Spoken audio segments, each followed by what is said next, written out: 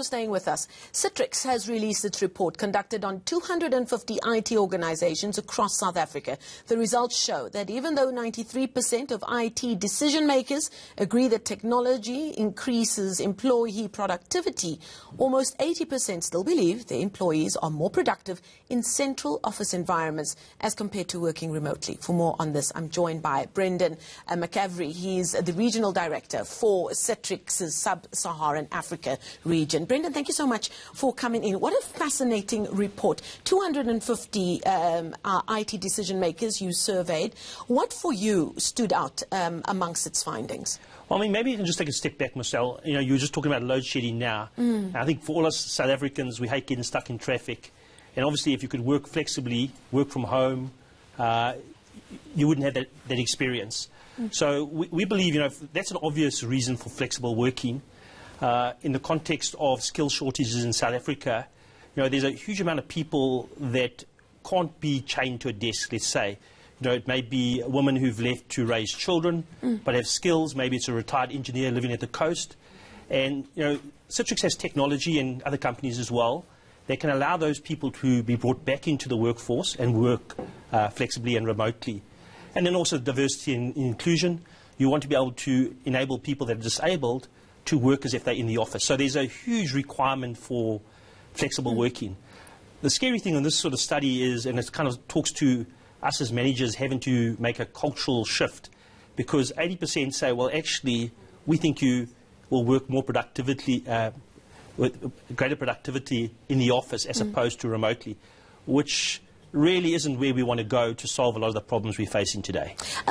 Is there a psychological side to this? Is it that a lot of people in these kinds of management positions are of a certain age, and psychologically they just feel better to know that person A who's working on project B is right there, and if he's there, it means he's working? Because we both know that that's not necessarily the case. 100%. I've just got to be careful how I answer that question, because I'm probably in that category of a certain age.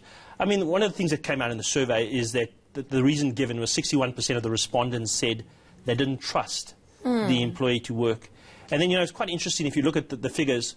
48% of the organisation said they would allow workers to work remotely, but they would give the managers the decision-making whether they could let them work remotely.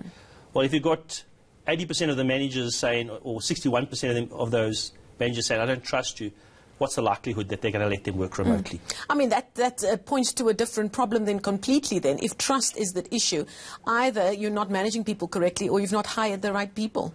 Or you don't have the right systems in place to measure outcomes as opposed to, you know, just killing hours at the office. And now, according to the survey as well, you found that as much as there were many local businesses who know that they need to use tech and innovation to improve certain things with their business, to help it grow better, those same people didn't think that it was important to use tech and innovation in their day-to-day running of the business. Yeah, I think the survey pointed to, you know, that the major driver for tech today is security, and that's quite obvious with the number of hacks that actually occur.